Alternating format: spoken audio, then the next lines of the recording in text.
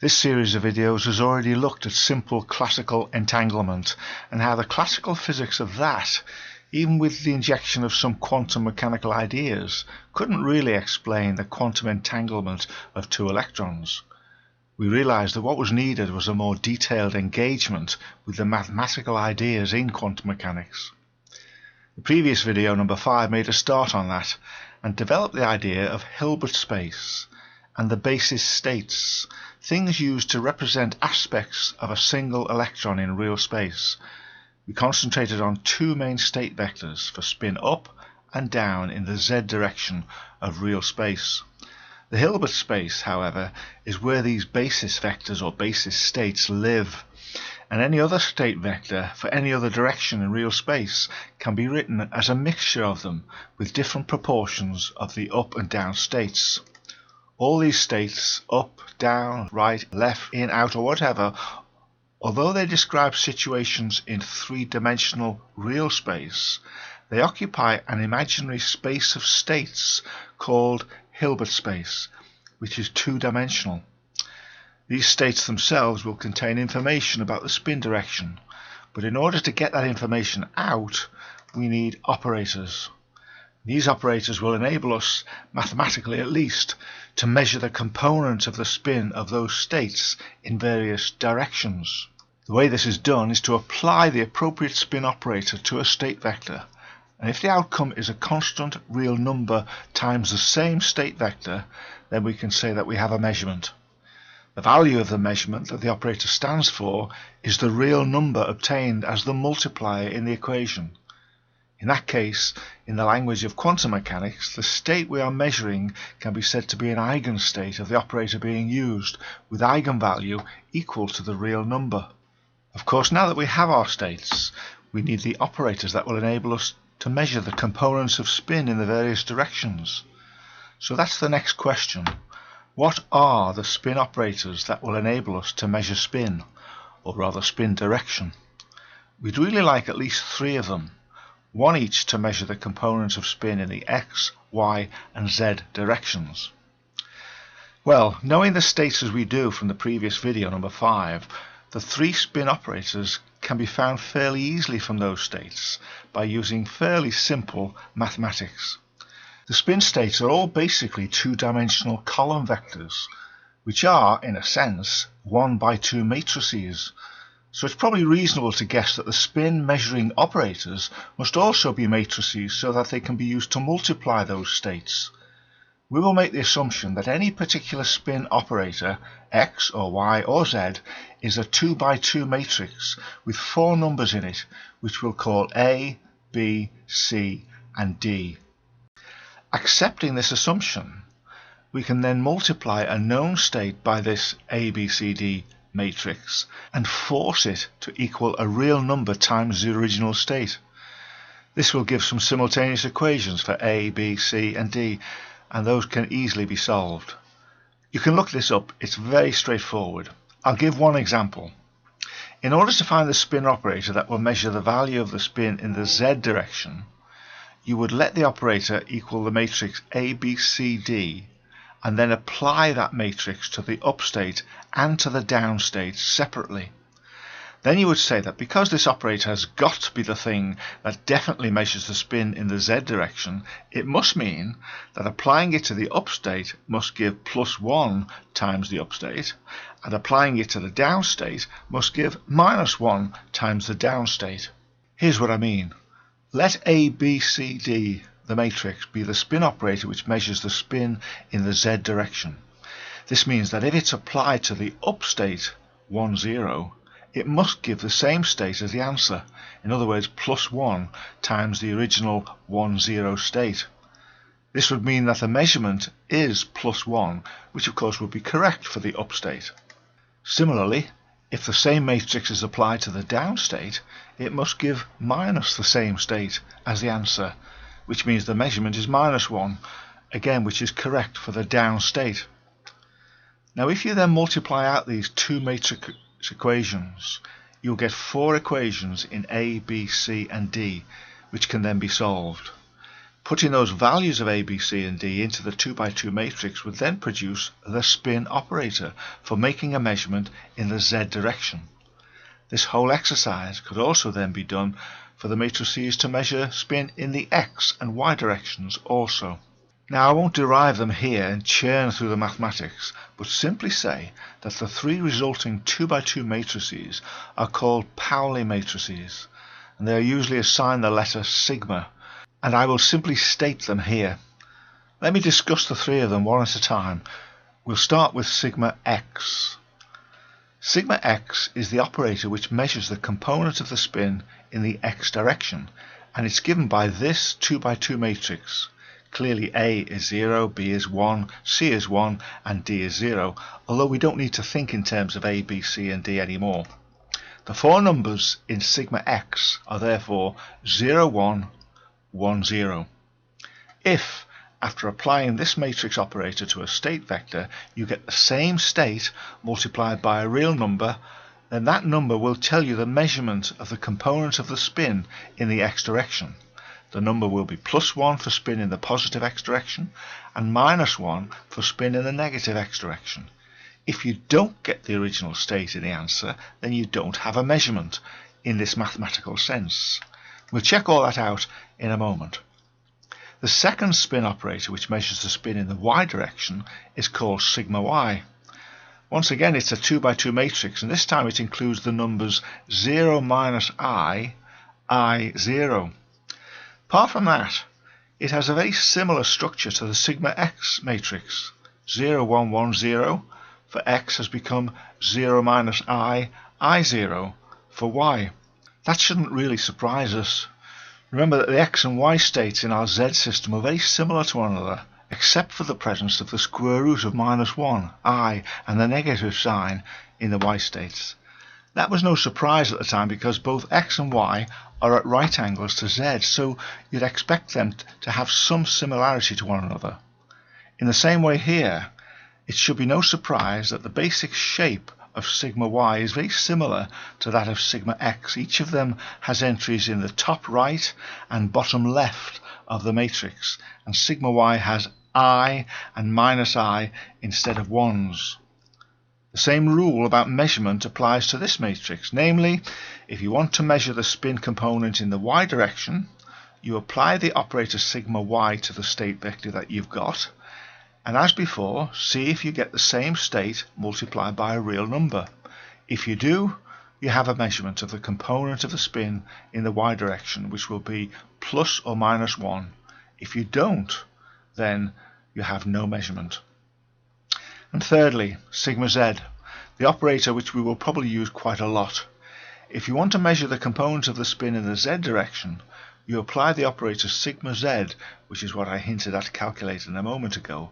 It is 1, 0, 0 minus 1. If, after its application onto a state, you get the same state multiplied by a real number, you have a measurement of the component of the spin in the Z direction, and that measurement will be +1 or -1. If it doesn't give the same state, then there's no measurement. And that's it. These are the three main operators used to measure the components of the spin in the three directions, the three main directions in real space, X, Y, and Z. Obviously, if you wanted to measure the components of the spin in a different direction, at some angle to the axes X, Y, or Z, you would need something else. And it's actually not too difficult to work out what that might be for different angles, but we won't concern ourselves with that here. If you like, these three sigmas can be combined, a bit like vectors. Don't forget that although they will act on states in Hilbert space, these sigma matrices are really a bit like vectors in ordinary space, ordinary real space, X, Y, and Z, and so components of them can be combined like vectors to produce new matrices that will measure the spin in other directions in space. Now, I'm not going to explore the mathematics of how that is done, but it's not difficult. I suppose I should, however, before we move on, try to illustrate that these three Pauli matrices do actually do what they say they do. In other words, that they will actually measure the relevant spins. We said that if the spin is in a known direction and if we measure it in that direction, we should definitely get the right answer. So let's take the general formula for measurements in quantum mechanics and apply these spin operators to the various known spin states. If they give the same state in the answer and it's multiplied by a number, then that number should give us the measurement and we can check it all out. I suppose, in a way here, I will simply be checking that whoever solved the simultaneous equations for A, B, C and D mentioned earlier didn't make a mistake. So what we're about to do is a trivial exercise, but it may help to fix ideas in your mind. First one, let's consider the X direction.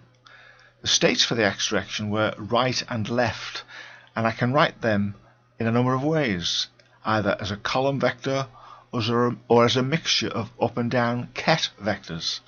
These different ways amount to the same thing. If you're not yet used to this, they may still look awkward to you, in the sense that these represent right and left pointing spins in the X direction, and yet they're written in terms of up and down states in the Z direction. But you will get used to that. For this exercise, I'll work with the column vector versions of the states, simply because we're going to be multiplying these by the operator matrices.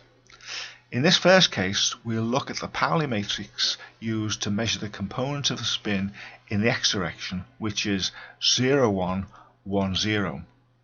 Now, let's take one of the two X states, say the right state, and act upon it with the Polymatrix for X. In other words, let's try to measure the components of the spin in the X direction of something that we know is in the positive X direction.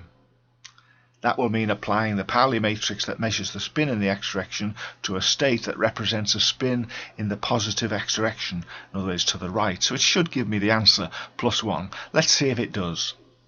Here's that Polymatrix acting on the state vector for the right state, and once applied it will produce a new state vector. Now, the rule for multiplying a column vector by a matrix is that you take the top row of the matrix, match its numbers to those in the column vector, multiply each element, add them up, and put the answer in the top of the new state vector. Then you do the same with the bottom row of the operator onto the column vector, and that answer goes there in the bottom of the new state vector. So, here goes. 0 times 1 over root 2 is 0, and 1 times 1 over root 2 is 1 over root 2. So that total of 1 over root 2 goes into the top of the new vector. Similarly for the bottom row of the matrix, 1 times 1 over root 2 is 1 over root 2. And 0 times 1 over root 2 is 0. So again, 1 over root 2 goes into the bottom of the new vector. The Polymatrix operation has given us exactly the same state that we started with. The result of the operation is equal to the original right state vector.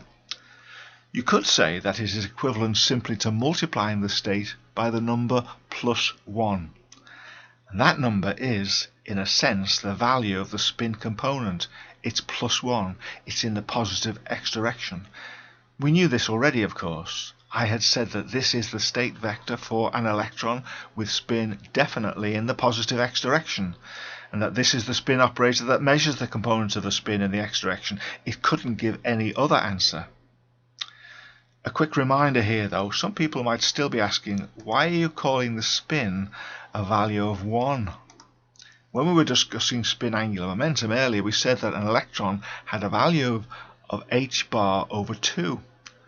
And we also said that the spin magnetic moment had a much more involved formula for it. So how can we say here that the spin of the electron is +1? Well, we're not talking about the values of the spin angular momentum or the spin magnetic moment. Our measurement has been probing the direction of the spin component. And by spin, I said that here I mean the magnetic moment vector. If we get the answer +1 to the question, what is the component of the spin in the X direction, then it means that the magnetic moment is in the positive X direction. +1 means in the positive direction. Now I know you probably didn't need that reminder, but it may have helped some people. That last calculation was for a spin in the positive x direction. But I could equally well do a similar exercise and measure the spin of the state which is known to have spin in the negative x direction. Here's the equation indicating that. I'm applying the same sigma x measurement operator to the left spin state. I'm applying the Pauli matrix that measures the component of the spin in the x direction to a state that represents a spin in the negative x direction. It should, of course, give me the answer -1. If you do the matrix multiplication of this again by taking the top row of the matrix, matching it onto the column vector, multiplying each element, adding them up, and putting the answer in the top of the new state vector, and then repeating that exercise for the bottom row of the matrix, you get 0 times -1/√2 is 0, and 1 times 1/√2 is 1/√2. So that total goes into the top of the new vector. Similarly for the bottom row of the matrix, 1 times -1/√2 is -1/√2, and 0 times 1/√2 is 0. So the -1/√2 goes in the bottom of the new vector. Looking at it, it might seem at first sight to give a different column vector for the answer. These don't seem to be the same. It seems to have changed the state. However, looking a bit more carefully, you can see that the new vector is just the old one multiplied by -1. The minus on the top became a plus, and the plus on the bottom became a minus. So that this equation could be written with the same state on the right hand side, but with that state multiplied by -1. So, just as we expected, the state has not changed. We have a real constant times the old state. It's just that the real constant is -1. We therefore have a valid measurement for the spin component, and the value of that is -1. This simply means that the magnetic moment of the spin is in the negative x direction, exactly as we expected from the state that we gave. Okay, so what about the y direction? We had state vectors for in and out, positive and negative in the y direction, and we now have a Pauli matrix which would enable us to measure the spin in the y direction. Now, rather than go through it, I'll simply write out the results for these measurements, and the answer should be obvious. Here we have sigma y acting on the state in Iy. This is the Pauli matrix with i's in it. This is the state for in also with i's in it. And when you do the multiplication, you end up with +1 times the original state. Here again is that for sigma y acting on the out state, and it's a very similar calculation.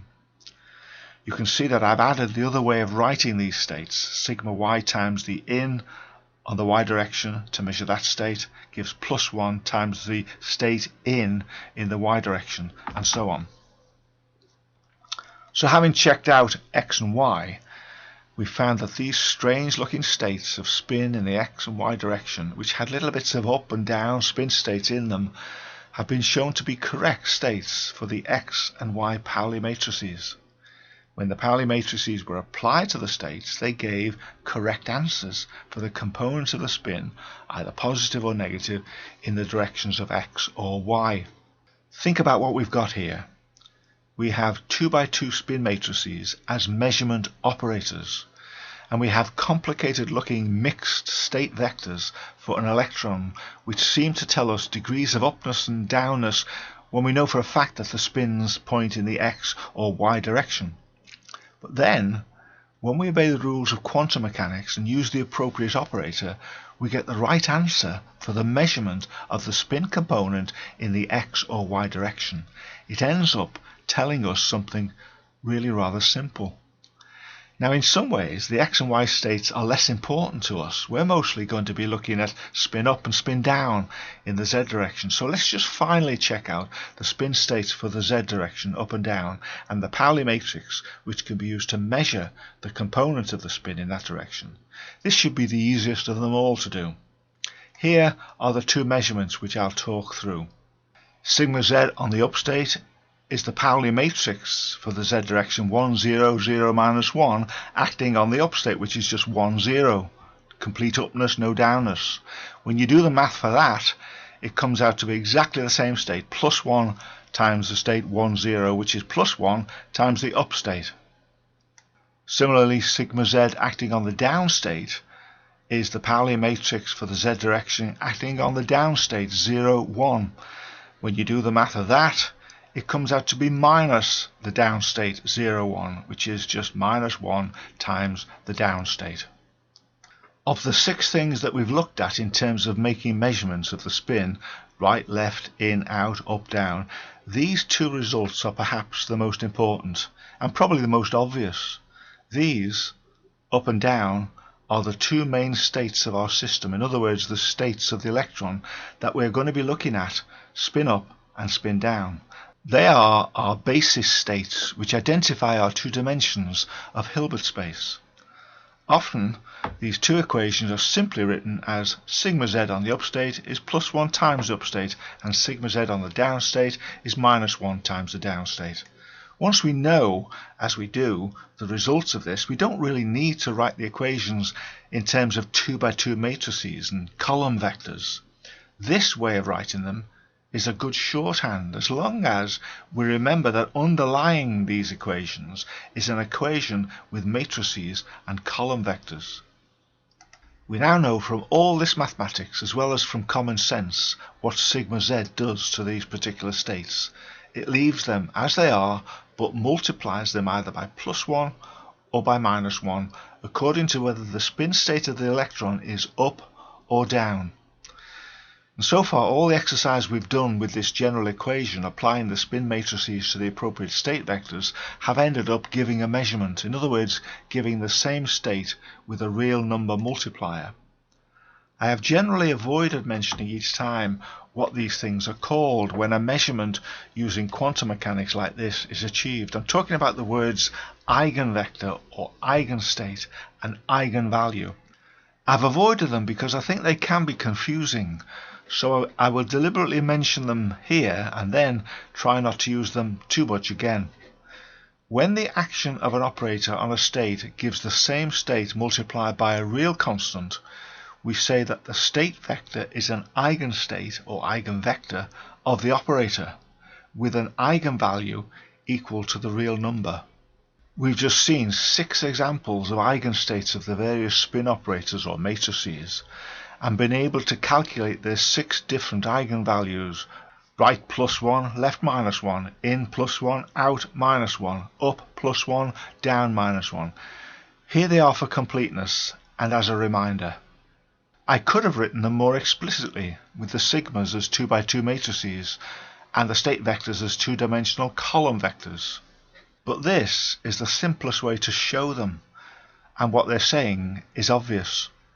You have a spin which is definitely in the right state, meaning it is pointing in the positive x direction, and you measure the component of it in the x direction using the appropriate spin matrix, sigma x, and lo and behold, you get the answer plus 1, because you get the same state multiplied by plus 1. Or you have a spin which is definitely pointing in the negative x direction to the left.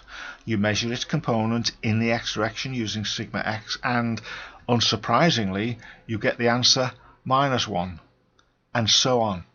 All 6 of these equations are, in a sense, trivial, but it's important that you understand them and that you're comfortable in using them, as we will use them a lot in later calculations. Okay, I want now to introduce the idea of the average value of the components of the spin in a particular direction, which is sometimes called the expectation value of the spin in that direction. It's especially useful in those situations, and there are many, when a measurement of the spin cannot be made directly using this equation. In other words, this technique for the average will be useful for those situations where you might apply an operator to a state, but you don't get the same state multiplied by a constant real number. In that case, you would have no measurement, and it would seem that you can get no information out of the state for this operator or measurement. Let me give an example. Perhaps the electron state is such that it is mostly up in the z direction, but has some component in the x direction, say. It's pointing at an angle theta to the z-axis in the zx plane. Now, if you tried to measure the component of the spin in the z direction, the mathematics couldn't do it. You may recall that the state vector for this would be a mixture of the up and down states, with coefficients cos theta over 2 and sin theta over 2. Any measurement attempted with sigma z to get the component of the spin in the z direction of this whole state would not work. It would not produce the same state multiplied by a real number. In fact, it would mess the state up. Even a practical or experimental measurement with apparatus would sometimes measure such an electron as having spin up in the z direction and sometimes spin down. Earlier in this series we said that the probabilities would be cos squared theta over 2 for up and sin squared theta over 2 for down, what you might call the squares of the coefficients of the two basis states. Clearly, even though we can't predict the value of this spin, or rather the direction of the spin, we surely ought to be able to ask about some kind of average of the spin direction, and the answer in this particular case should come out to be slightly upwards, a bit like the classical component of the spin in the z direction, which would obviously be, in this case, cos theta. If the probability for being measured as up is cos squared theta over 2, and for down is sin squared theta over 2, then we ought to be able to find out the average of these and see whether it is likely to be slightly up on average or slightly down on average. The result for the average should therefore be some kind of fraction, almost in this case pointing upwards, a positive fraction. It'll be like finding the average of a large number of individual measurements on identical systems like this. It won't be. It can't be the result of a single measurement. A slightly unfortunate thing is that quantum mechanics also calls this thing, this average value, the expectation value of the spin. I say unfortunate because a fractional answer is never obtained when a measurement of a spin-a-half particle such as an electron is made. You would never expect to get a fractional answer. You can only ever get +1 or -1 from an actual measurement. So an expectation value, which is a fraction, is in some ways a bit of a misnomer. That said, I will generally try to use both terms, average value and expectation value, as we discuss how such a thing can be calculated using quantum mechanics. Let me do an example, and I won't use that example of an electron pointing at an angle theta. I'll do something much simpler. Suppose we had an electron in some spin state and we wanted to know the average value of the spin component, say in the z direction. The symbol for the average value of an operator is often given as the operator placed between two angled brackets. In the case of the average value of sigma z, we would write it like this. Now, as an example of how this is calculated, let's consider first a spin that is definitely in the positive z direction. The component of its spin in the z direction would be measured as +1. In other words, every time you measured it in the z direction, it would give the answer +1 because it is pointing in the z direction. That would be illustrated by the eigenvalue equation. Sigma z acting on up state gives +1 times the up state. In this case, there's no question of a probability of it being this and a probability of being that. It has a 100% probability of being up, no question. It should also be fairly obvious, however, that if we did measure the average value of the component of the spin in the z direction, then it would come out as +1, and we'd write it like this. We haven't calculated that here, it just seems absolutely obvious. It's trivial.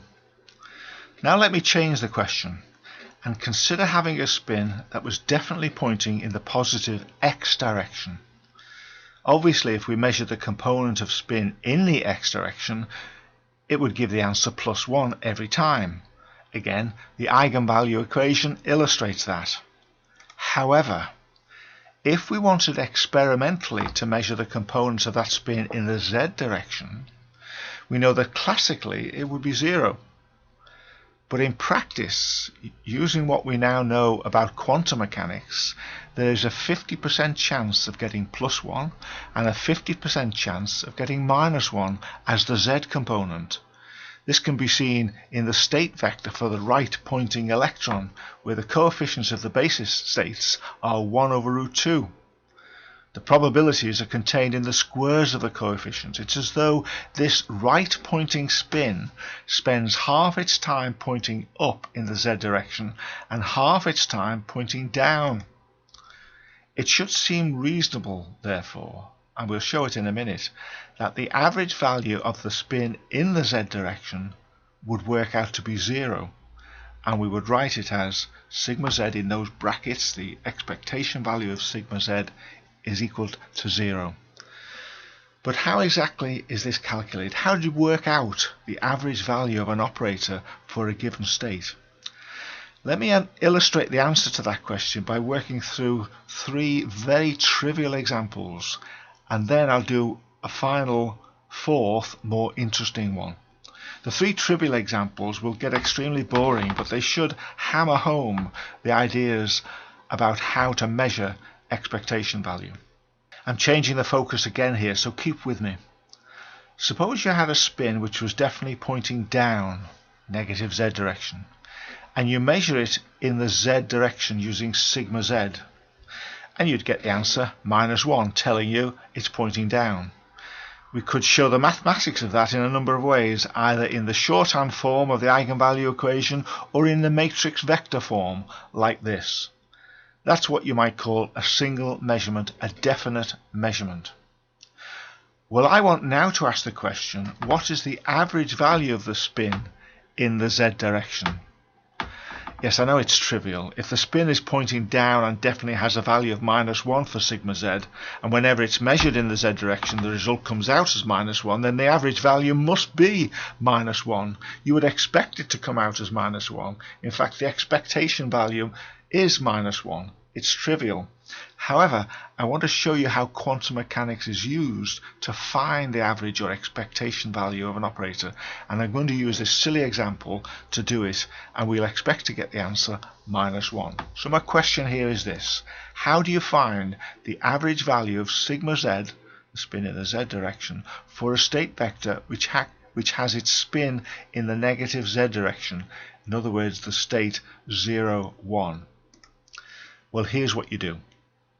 The way you find the average value of an operator for a particular state vector is that you sandwich the operator between the state written in 2 ways: the bra vector of it to the left and the ket vector of the same state to the right. This is what it would look like before evaluation.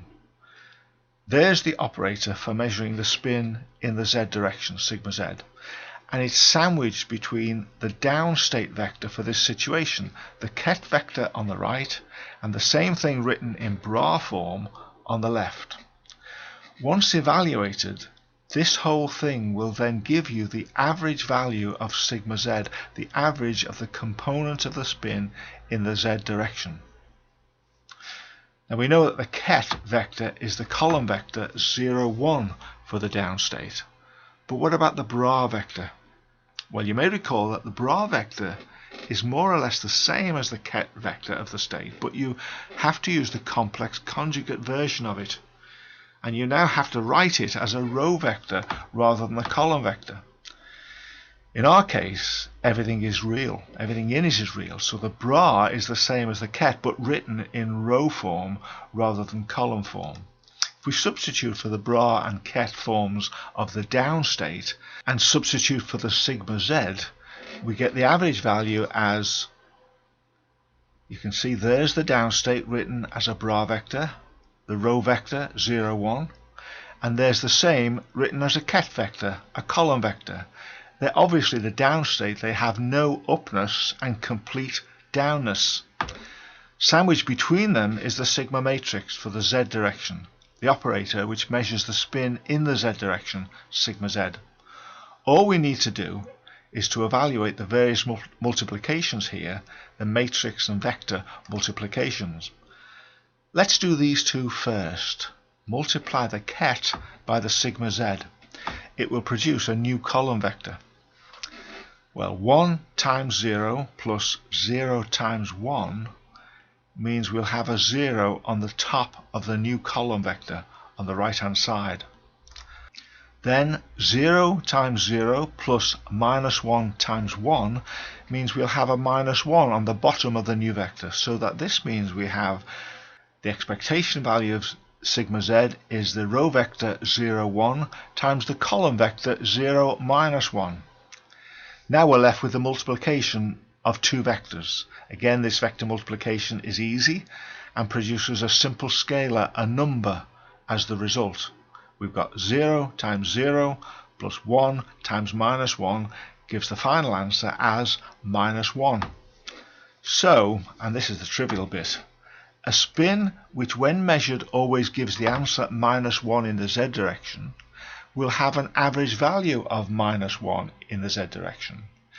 That's what I meant by it being a trivial exercise. It's told us nothing we didn't already know. But going through the process may have helped to illustrate how to work out the average value or the expectation value of an operator for some other complex situations that we'll come to much later on. As a second example, let me give you a situation where things are a little more subtle, but not much, and we'll do the same kind of thing. Suppose again we had an electron in the down state. In other words, it is definitely pointing in the negative z direction. Suppose we wanted to know about the component of that spin in the y direction. Let me say straight away, we cannot measure that spin component by using the mathematics. If you make sigma y operate on the down state, it doesn't give the same state multiplied by a real number. We'll go through what it does do later. But just accept for now that the y component of the spin down cannot even be measured using the mathematics. Also, of course, if you measure it experimentally, you would measure it 50% of the time as being in the positive y direction, in to the screen, and 50% of the time being in the negative direction, out of the screen. You always get a 50-50 when you measure the component of the spin at right angles to it. However, there's one question we can ask about the y component of this spin and get a definite answer. And that one thing is the average value of the spin component in the y direction of that state, the expectation value in the y direction. Sigma y expectation of the state, which is the down state. Once again though, I suppose the answer could be said to be trivial. We have a state vector which represents an electron pointing in the negative z direction, in other words down, and so surely the average value of the spin component in the y direction must come out to be 0. That's what it would be classically, and even with quantum mechanics that surely is what it should be. 50% in and 50% out must mean 0 on average. Well, now that we know how to work out the expectation value or the average value of an operator for a given state, we can see if quantum mechanics predicts this. So here goes. In order to find the average value of the spin in the y direction for a down state, the process is the same. We sandwich the operator sigma y between the bra and ket state of the electron, which is in the down state in this case. This means that the average value or expectation value will be given by this expression. Just to reiterate, I have an electron definitely pointing downwards in the z direction, and I want to know the average of the y component of the spin, the average of its value into or out of the screen. And to get this, I've sandwiched sigma y between the bra and ket of the down state. Now substituting for sigma y as its matrix and for the down state in terms of the vectors gives this expression. There's sigma y. Remember that it is the one with the imaginary numbers in it. However, even though we have imaginary numbers in sigma y, we still don't have to change anything in the bra vector. Everything is real in the downstate vector itself, so the complex conjugate of it is the same as the original. These are each representations of the downstate, 0, 1 in the bra and in the ket form. Once again, let's evaluate these two first. Multiply the down ket by the sigma y. 0 times 0 plus minus I times 1 means we have minus I on the top of the new vector. I times 0 plus 0 times 1 means that there is 0 on the bottom. So we're left with this expression. Again, this final vector multiplication is simple and will give a pure number as the result. 0 times minus I plus 1 times 0 gives a total of 0. So, although a spin, which is definitely pointing in the negative z direction, cannot have its y component measured by the mathematics, and even if it's measured experimentally in the y direction would give 50-50 in and out, it can have the average or expectation value of the y component of the spin calculated, and it turns out to be 0, just as you would expect for a spin in the negative z direction. Something that was 50% in and 50% out implies an average of 0 in the y direction. The expectation value is 0, even though, knowing what we now know about quantum mechanics, we would never expect to get that answer from just one measurement. The average, perhaps, is a better word to use. It's the average that is 0 in this case. Now, I know this is boring, but let me give just one more very simple example of calculating an average value or an expectation value before we do one which is perhaps a little more interesting. Suppose we had an electron in the in state. In other words, it is definitely pointing in the positive y direction into the screen. Here's the state written in column vector form and as a mixture of the two basis states up and down. And suppose we wanted to know about the component of that spin in the z direction. Once again, we're asking something about the spin at right angles to the direction it's actually in, and we'd expect to get the answer 0. In this case, we want the average of sigma z for the in state. And once again, I should say that we can't actually measure that spin component by making sigma z act on the in or the positive y state, because if you try it, it won't give a number times the same state. Again, more on that later. However, we can ask the mathematics to give us the average value of the z component of the spin, which surely should give the answer 0. So let me quickly show that calculation. What we want is this. We sandwich sigma z, what we want the expectation value of, between the bra and ket in vectors for the y direction, the positive y direction. If we make the substitution for the bra, ket and sigma, remembering that the bra must be the complex conjugate of the ket, we get this. There's sigma z, which is fairly straightforward, 1, 0, 0 minus 1. And there's the state for the positive y direction in. Remember, it contains some upness and some downness. It also contains an imaginary number. I over root 2 is the downness measure. That means that in the bra vector, instead of I over root 2, we have to have minus I over root 2 in the downness part for the complex conjugate. This is the same state as this, but in bra form, it has to have a minus sign in front of any i's. Now, to work out this whole expression, again, we first evaluate the second part, the multiplication of the column vector by the spin matrix, and this will give a new column vector. So we've got 1 times 1 over root 2 plus 0 times I over root 2 gives 1 over root 2 on top. Then 0 times 1 over root 2 plus minus 1 times I over root 2 gives minus I over root 2 on the bottom. Multiplying what's left, which is just a simple product of two vectors, we've got 1 over root 2 times 1 over root 2 gives a half, plus minus I over root 2 times minus I over root 2, which is minus a half. That means we have a half minus a half, which is a total of 0. And again, this is a trivial exercise in the result it has given.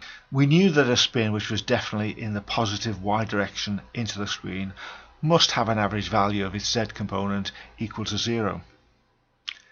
This should all make sense, I hope, with respect to what we're beginning to realize about spins and quantum mechanics.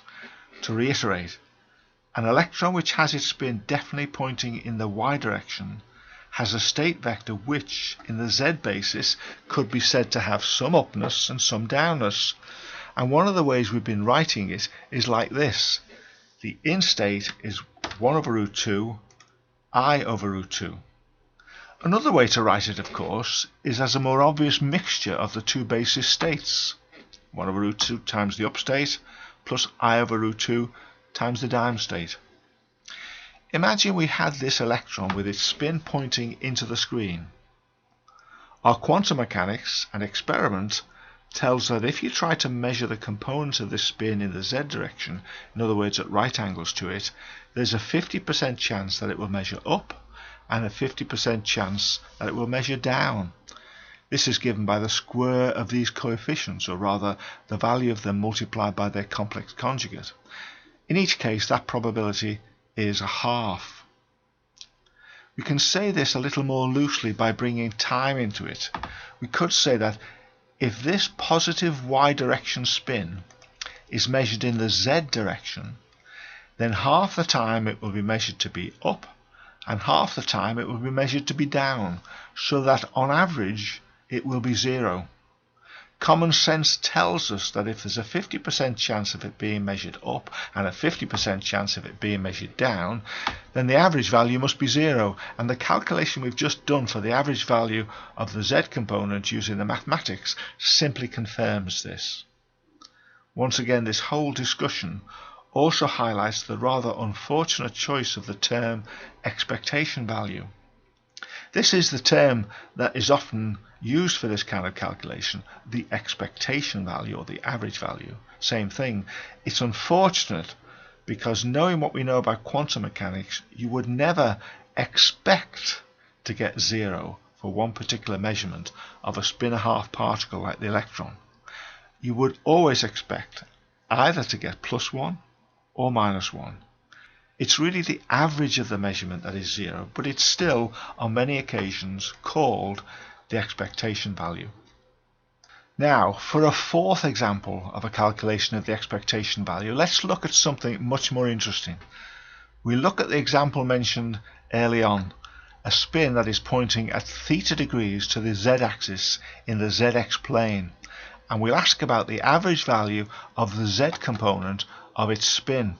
We've already said that classically we'd expect the z component to be cos theta, and although quantum mechanics could never allow that as a measurement, I think we'd agree that it should give that answer for the average value of the spin component. Let's see if it does. We've already said early on that the state vector for this spin can be written as this mixture of up and down basis states, where the coefficients depend on the angle theta and the angle must be halved in the sine and cosine. I'll call this state vector theta z, meaning it's at an angle theta to the z-axis, and theta z must be cos theta over 2 times the up state plus sine theta over 2 times the down state, or if we combine the column vectors, it's simply cos theta over 2 for one and sine theta over 2 for the other. To find the average of the spin in the z direction, again we sandwich sigma z between the bra and ket version for this state, theta z. Substituting for this gives this expression. You can see that the bra is the same as the ket except for it being a row vector, and sigma z is as before. Multiplying this part first, I won't go through the multiplication, gives a new column vector on the right hand side. The multiplication has simply given a minus sign to the sine theta over 2 on the bottom. Finally, multiplying out these two vectors gives the average of the components of the spin in the z direction as cos squared theta over 2 minus sine squared theta over 2.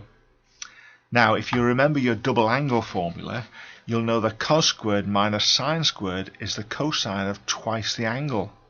So that really we have that the average for sigma z in this case is simply cos theta, which is exactly what we expected and which agrees with the classical formula. The classical formula would say that the actual component of the spin is cos theta. However, quantum mechanics says that the actual component must be either +1 or -1, and it is only the average component of the spin, in this case, that can be said to be cos theta. So the average of the components of the spin in the z direction as measured by quantum mechanics is the same as the classical component of the spin in the z direction. Okay, we're done with average values for the time being, and I know it's been rather a long discussion and that some examples were quite trivial. I hope it will be seen to have been useful when we need to use the method in less trivial situations later on. Now, leaving the idea of expectation value behind, I'll finish by saying that this whole video has really been about the Sigma matrices, those things that can be used to measure the spin component in the x, y and z directions of an electron in a given state. A straightforward application of a Sigma matrix onto the state, which then gave a constant number times the same state, would mean that we have a measurement of the component of the spin in the particular direction. I hope that by now these 6 equations should be obvious, so make sure you're happy with them. Sigma x applied to the right and left states, sigma y on the in and out states, and sigma z on the up and down states, each simply make an obvious measurement.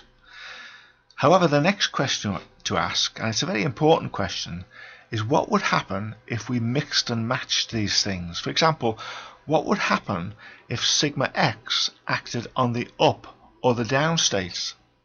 That and other questions like it will be dealt with in the next video, and the outcome of it will be very important when we come to consider quantum entanglement in more detail.